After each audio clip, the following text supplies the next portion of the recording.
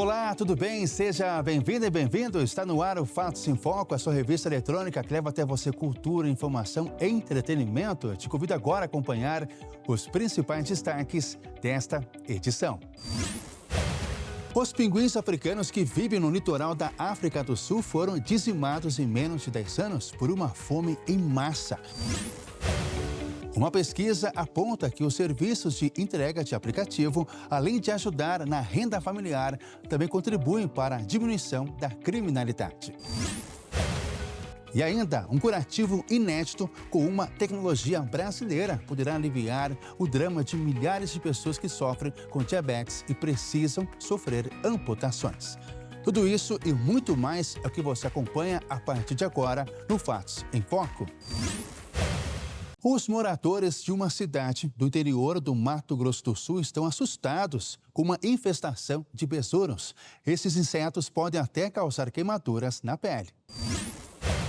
A infestação de uma espécie de besouro que causa queimaduras virou motivo de preocupação entre os moradores do município de Corumbá, cidade pantaneira aqui do Mato Grosso do Sul.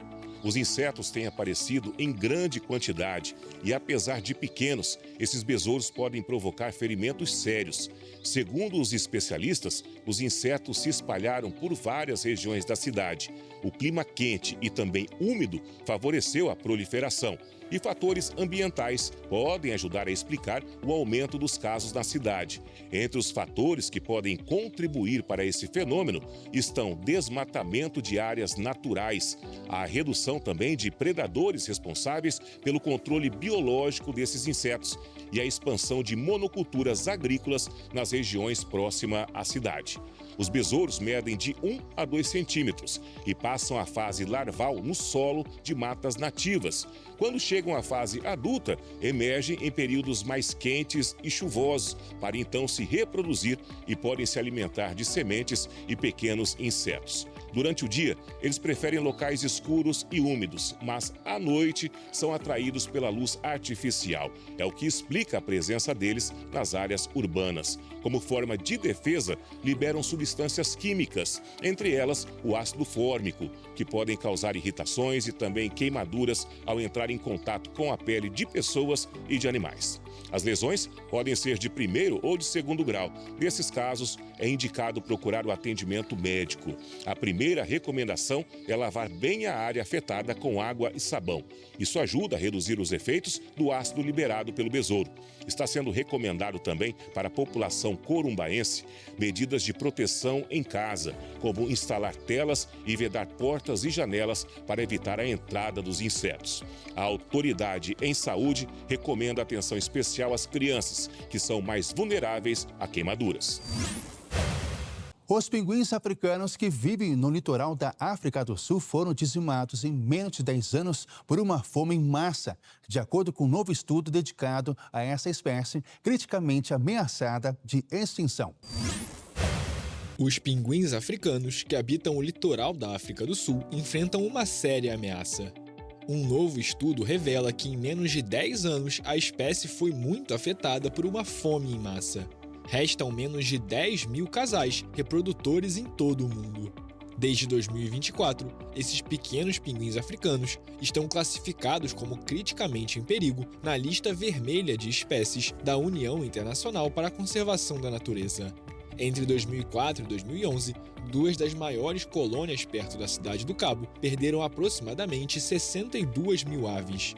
De acordo com Richard Shirley, biólogo e coautor do estudo, esse declínio está ligado à escassez de sardinhas, sua principal fonte de alimento, cuja população permaneceu abaixo de 25% de sua abundância máxima.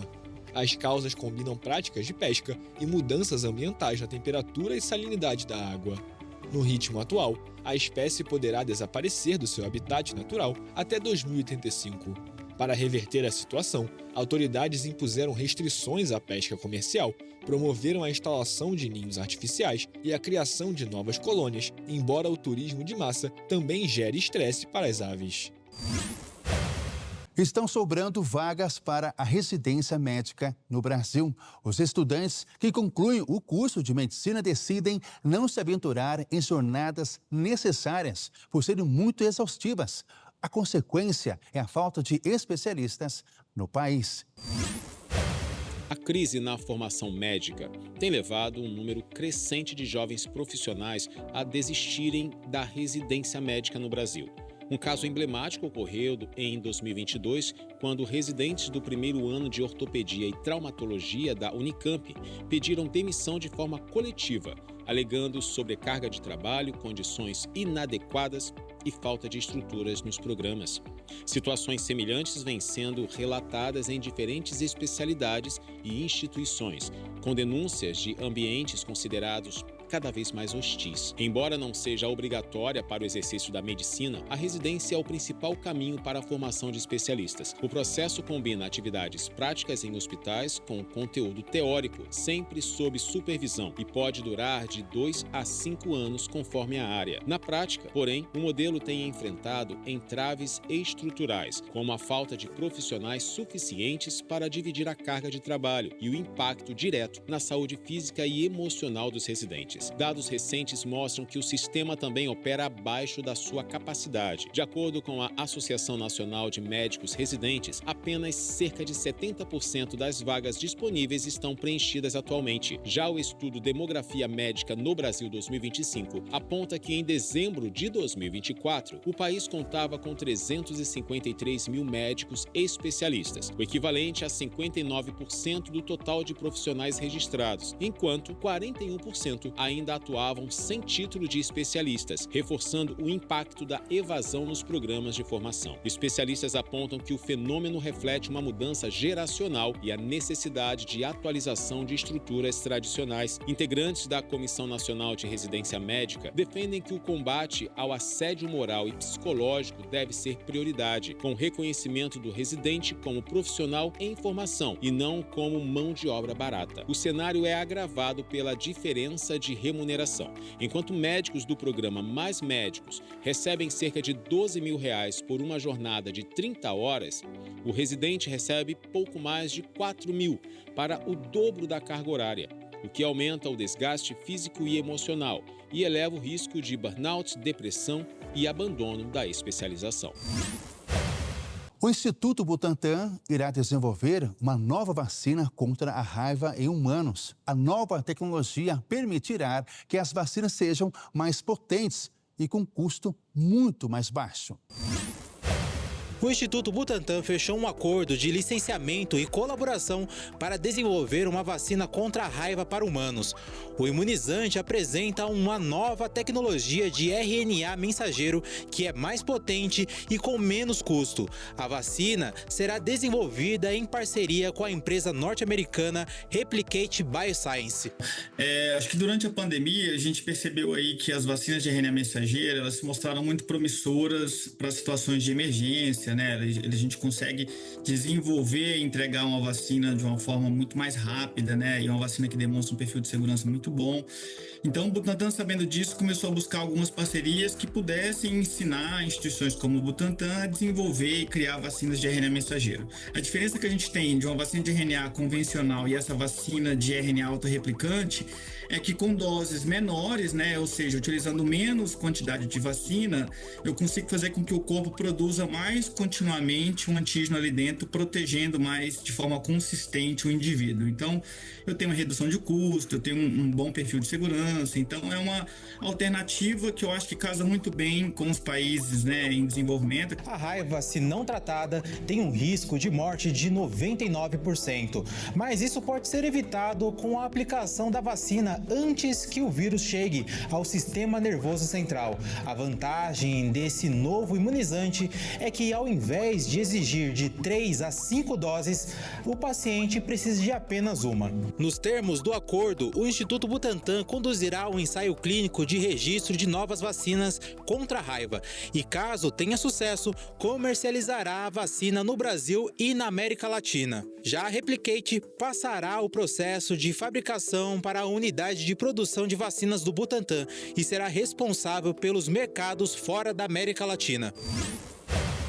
Agora eu falo de um levantamento sobre a terceira idade. 1 a cada 3 idosos morrem até 12 meses depois de sofrer fratura na bacia. O Alexandre Cardoso traz as informações. As fraturas de quadris em idosos estão entre os eventos mais preocupantes da saúde pública. 1 a cada 3 idosos morrem em até 12 meses após sofrerem uma fratura no quadril, normalmente devido a complicações evitáveis. A estimativa, segundo um estudo, é que globalmente ocorrerão cerca de 6 milhões de fraturas de quadril por ano até 2050, triplicando os números atuais. Segundo o Ministério da Saúde, com o aumento da longevidade no Brasil, surge o alerta para as quedas, que representam 62% das lesões não fatais em pessoas com mais de 60 anos. Além disso, 90% das fraturas de quadril em idosos têm como causa quedas da própria altura, muitas vezes dentro de casa, especialmente ao levantar da cama, ao se desequilibrar em tapetes soltos, pisos molhados ou quando há pouca iluminação. Esse tipo de fratura em idosos é ocasionada por uma combinação de fatores, como a fragilidade dos ossos devido à osteoporose, perda de força e volume da musculatura. De acordo com a Organização Mundial da Saúde, a mobilização precoce em até 48 horas após a cirurgia de quadril reduz em 20% o risco de mortalidade e acelera o retorno às atividades da vida diária. A reabilitação após a fratura no quadril atua na redução de complicações, trabalhando o preparo físico do idoso, prevenindo novas quedas e promovendo qualidade de vida após a alta do hospital. Muitos paulistanos encontraram uma alternativa para enfrentar os condicionamentos da cidade. São os patinetes. Nos horários de pico, os trânsitos nunca são de menos de 360 quilômetros. Agora tem como sair desta fila. Historicamente, a cidade de São Paulo já é conhecida pelo seu engarrafamento. Só nesse ano de 2025, mais de 350 quilômetros de congestionamento foi registrado. O paulistano deu um jeito para tentar desvencilhar de todo esse caos, através dos patinetes e bicicletas elétricas. Mas até aqui, na ciclovia, o trânsito também chegou.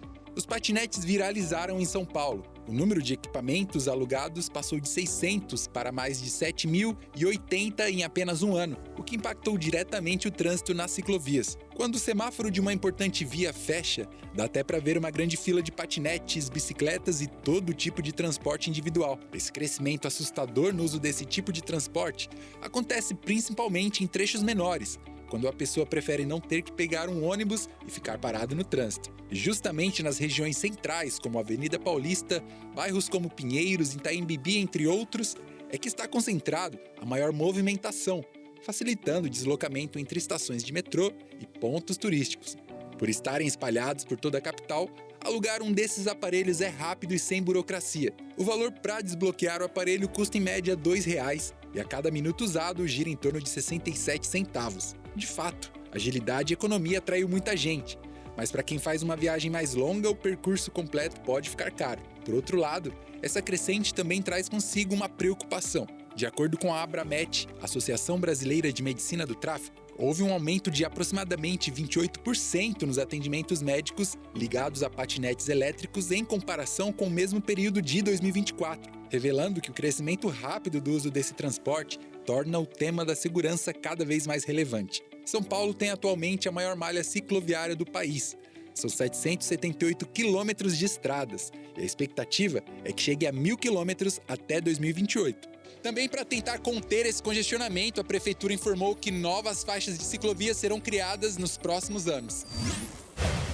A BR-262, no Mato Grosso do Sul, recebeu um experimento com a instalação de uma nova placa. O objetivo é diminuir os acidentes envolvendo animais silvestres.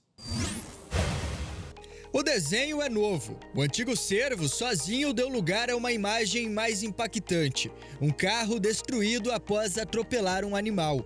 A novidade, que aparece em rodovias de Mato Grosso do Sul, é fruto de um estudo realizado pelo Instituto de Conservação de Animais Silvestres, o ICAS. Vem muito ao encontro do que toda a literatura de psicologia cognitiva, segurança nas estradas diz, que é que o motorista não vai mudar o comportamento se ele não se convencer de que a situação é potencialmente perigosa. Então, o ideal seria mexer nessa percepção de risco mesmo do condutor. Os pesquisadores analisaram o comportamento de mais de 5 mil veículos que passaram pela BR-262 ao longo de 3 anos. Além disso, realizaram dezenas de entrevistas com condutores que trafegam pela mesma rodovia. A gente testou com diferentes categorias de veículo, 4 tipos diferentes de placa. Então, placa com uma mensagem mais educativa, placa com comunicação de risco, aquela placa tradicional que é a A36, que tem a silhueta do veadinho, e uma placa controle também. Então a gente fez esse experimento e a gente viu que, na verdade, a redução da velocidade é mínima. Então as placas sozinhas não vão resolver o problema da colisão. Mesmo quando tem uma reduçãozinha da velocidade, o motorista recupera logo em seguida e às vezes até com uma velocidade maior do que ele vinha antes de ver a placa. Com o novo modelo implementado em alguns pontos, a equipe voltou a monitorar a via e percebeu uma melhora em relação à velocidade dos veículos. Agora, o próximo passo é tornar a novidade um padrão em todo o país. Como ela se mostrou mais efetiva do que a placa padrão, ela entra no Código Brasileiro de Trânsito. Mas aí a gente agora escreveu o projeto para o DENIT com os resultados desse teste que a gente fez. E aí agora vamos esperar para ver os próximos capítulos. Independente se é a placa antiga ou a mais nova, aqui está instalada na via. Os especialistas reforçam que a medida sozinha não é o suficiente para acabar com as colisões envolvendo animais. Ela não vai resolver o problema da colisão, mas assim, as placas têm que estar ali de qualquer forma. Elas têm que ser implementadas com outras medidas que são comprovadamente eficazes, que são medidas estruturais, que é cerca, passagem inferior e superior de fauna.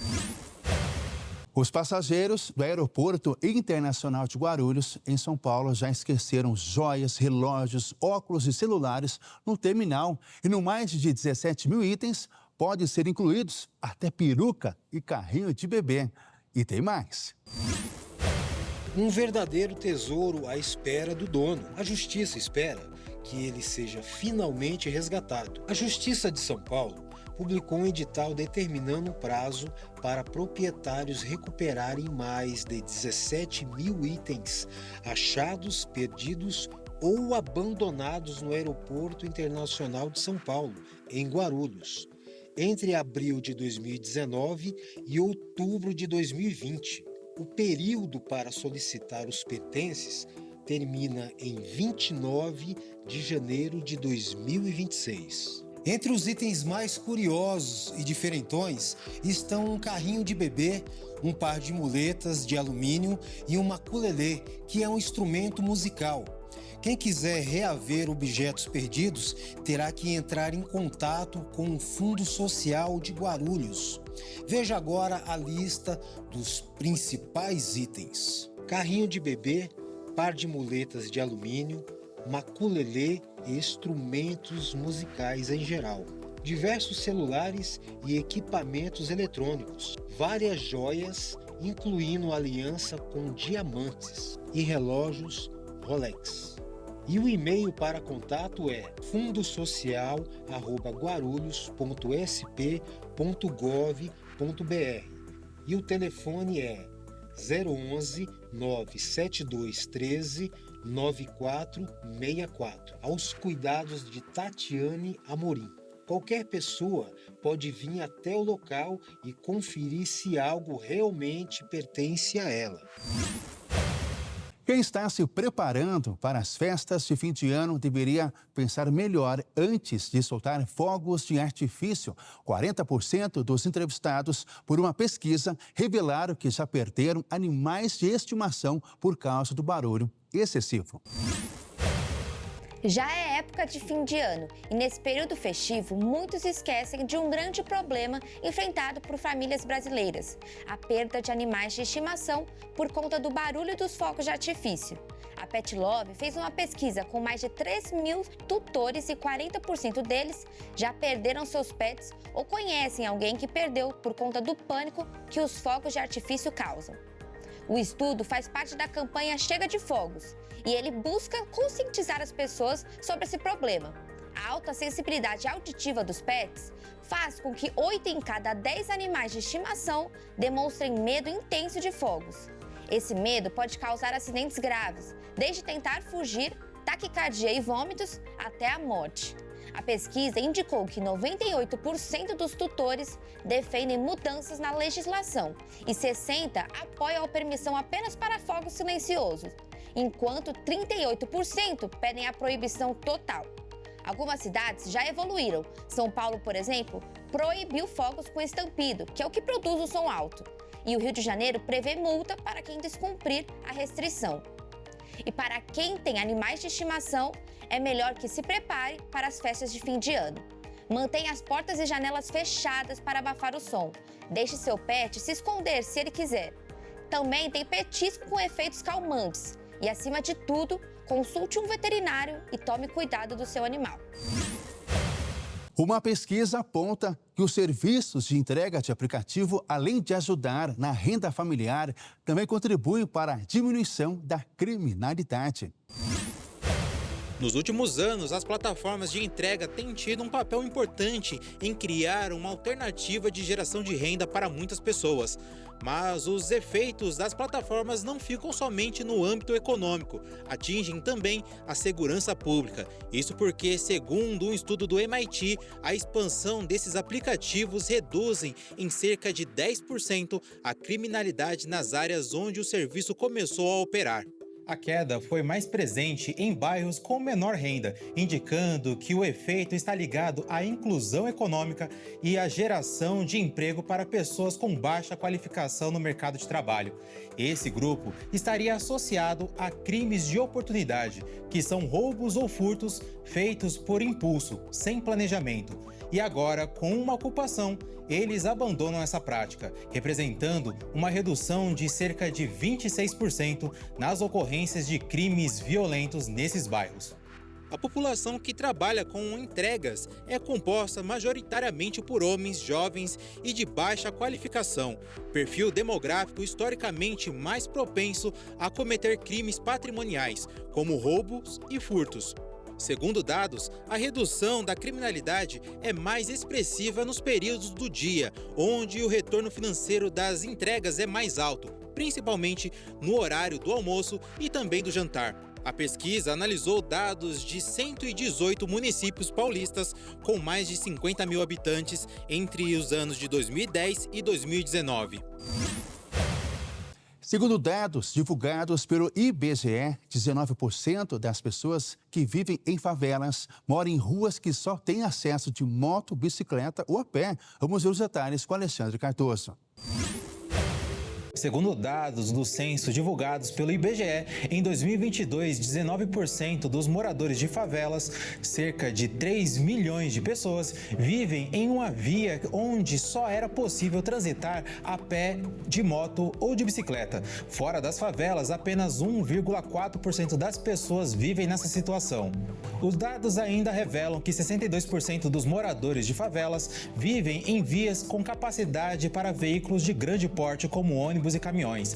Para os técnicos da pesquisa, a capacidade limitada das vias afeta a chegada de serviços importantes para essas regiões, como a coleta de lixo e a passagem de ambulâncias. As vias com calçadas também são uma questão. Apenas 54% dos moradores de favelas têm esse acesso e menos de 1% têm domicílios com vias com sinalização para bicicletas.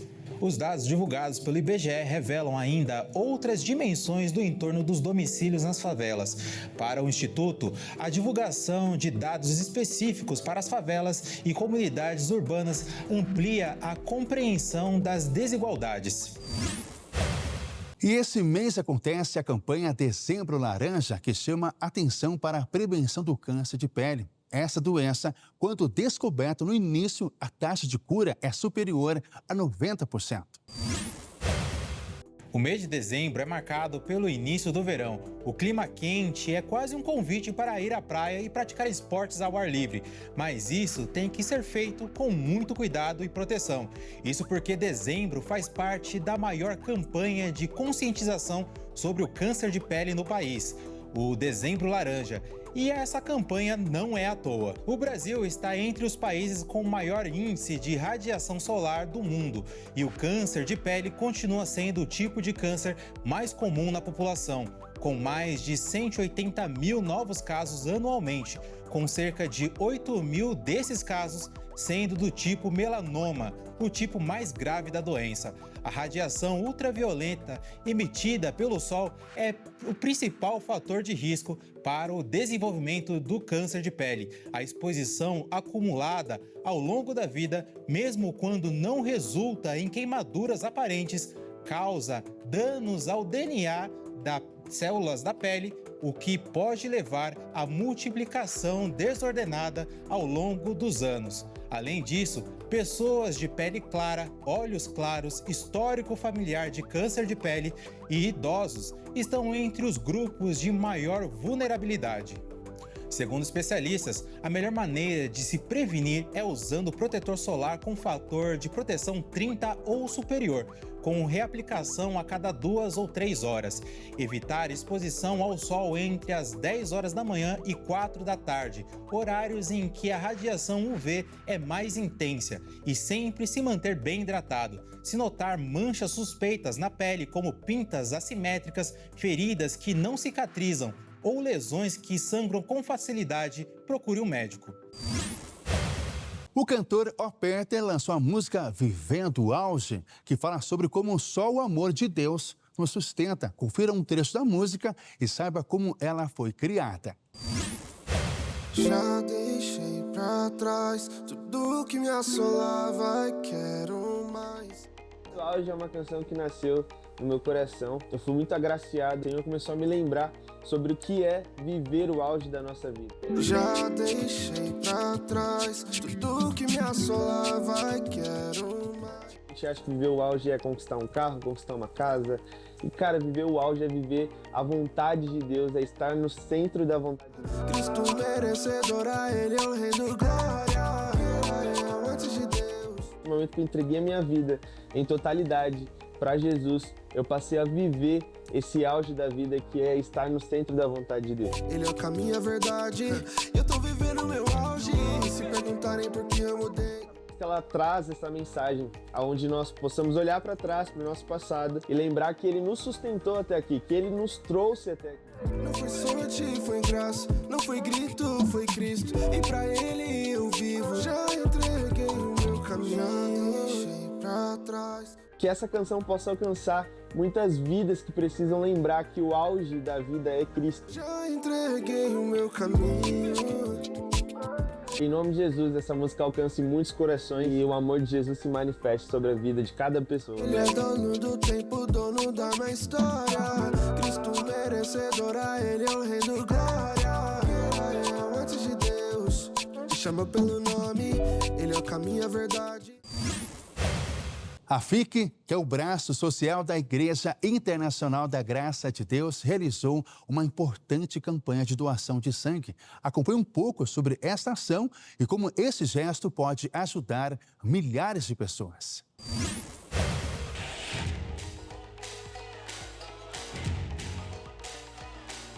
Porque é muito bom, o sentimento de dever cumprido. Eu consegui auxiliar uma outra pessoa, ajudar a salvar outras vidas, não tem preço.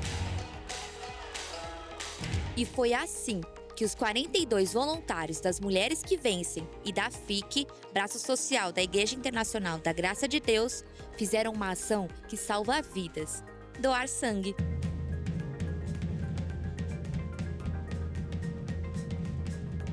A OMS, Organização Mundial da Saúde, diz que 3,5% de uma população deveria doar sangue. E o Brasil sofre de uma escassez dessa ação, já que somente 1,4% das pessoas são doadoras. Para se ter uma noção, o correto seria um total de 7 milhões de doadores. E o país conta com 2,98 milhões. Ou seja, menos da metade do que o necessário. Os tipos sanguíneos O negativo, A positivo e AB positivo são os que estão em alta demanda regularmente, mas principalmente durante os períodos de férias e festas. Geralmente, nessa época de final de ano, os fluxos caem, né? Então, esse ano, como todos os outros, a gente já começou a notar uma diminuição do volume de doadores no dia a dia. Não só final de ano, né, que a gente precisa bastante, mas qualquer feriado prolongado a gente sempre está precisando, né? Mas nessas épocas especiais, a gente precisa de mais ainda doações. Somente com uma doação, 3 vidas podem ser salvas.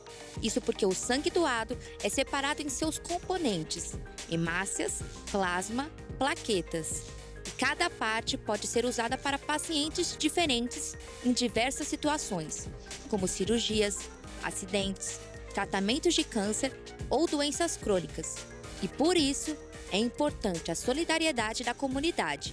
E para doar, alguns preparativos são feitos no Hemocentro. Bom, quando o doador chega, ele vai receber uma fichinha de uma entrevista, um questionário para ele fazer uma entrevista médica, né? Ele vai responder esse questionário, vai passar no balcão de atendimento, ele tem que trazer um documento com foto, né, para fazer a doação. Faz esse cadastro, ele passa para a entrevista médica para confirmar o que ele preencheu no questionário, vai fazer um exame rápido para ver se ele tem anemia, ver a pressão, frequência cardíaca. Estando apto a doar, ele vem para essa sala de doação, onde ele vai doar os 450 ml de sangue total. E é importante ressaltar que para ser um doador, alguns requisitos devem ser cumpridos. Ter entre 16 e 69 anos, pesar mais de 50 quilos, estar em boas condições de saúde, estar bem alimentado, evitando gordura, estar descansado, não pode estar gripado ou com febre. Não pode ter feito tatuagens recentemente. E algumas restrições são permanentes, como portadores de HIV e pessoas que tiveram hepatite B ou C. Nesse período de fim de ano, as doações diminuem e, por outro lado, os acidentes aumentam. Por isso, a vinda dos voluntários da igreja foi de extrema importância e, com um sorriso no rosto, eles mudaram vidas. É uma oportunidade para você fazer uma boa ação para a sociedade, então não perca tempo, vem, faça a doação que é rapidinho. Visitantes lotaram a Art Basel de 2025 em Miami para conferir uma exposição diferente que apresenta cães-robôs com as cabeças dos bilionários da tecnologia. Elon Musk, Jeff Bezos, Mark Zuckerberg. Os rostos são recriados à perfeição, mas estão posicionados nos corpos de cães-robôs em uma espécie de ringue. A instalação, chamada de Regular Animals, foi apresentada pelo artista digital americano Michael Joseph Winkelmann, conhecido como Beeple, na Art Basel, em Miami. A ideia por trás da escolha desses personagens, que são uma mistura de bilionários da tecnologia e artistas, é que o papel dos artistas é reinterpretar o mundo através de sua perspectiva. A obra, perturbadora para muitos, é um convite ao debate. Entre artistas e bilionários, o líder norte-coreano Kim Jong-un chamou a atenção. Eu sei quem são todos eles, mas vê-los com essas perninhas e corpos de robô é estranho. O que acontece agora com todos esses robôs e tudo mais é que os rostos parecem tão reais. Não conseguimos dizer se não são humanos. Eles parecem tão humanos. É interessante. Regular Animals integra o 010, seção dedicada à arte digital, uma das novidades da Art Basel em 2025. Os cães robôs reagem a comandos de inteligência artificial. Uma pesquisa realizada por uma empresa de aplicativos de esportes revelou que a caminhada conquistou cerca de 180 milhões de membros em mais de 190 países. A prática dessa atividade física é considerada como o segundo esporte mais praticado pelos usuários atrás apenas da corrida.